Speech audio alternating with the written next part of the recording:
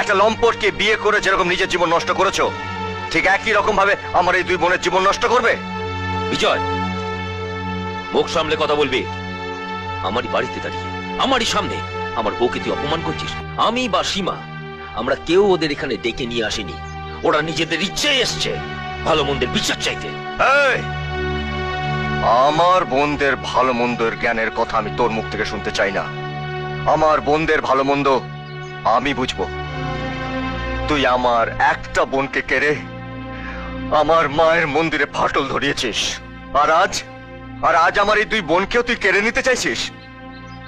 একটা কথা কান খুলে শুনে রাখ, আজ সন্ধ্যের মধ্যে যদি আমার এই দুই বোন বাড়িতে না ফেরে, তাহলে আজকের পর থেকে আমি ভুলে যাব যে হাত দিয়ে তুই আমার এক বোনের সিঁথিতে সিঁদুর পরিয়েছিস।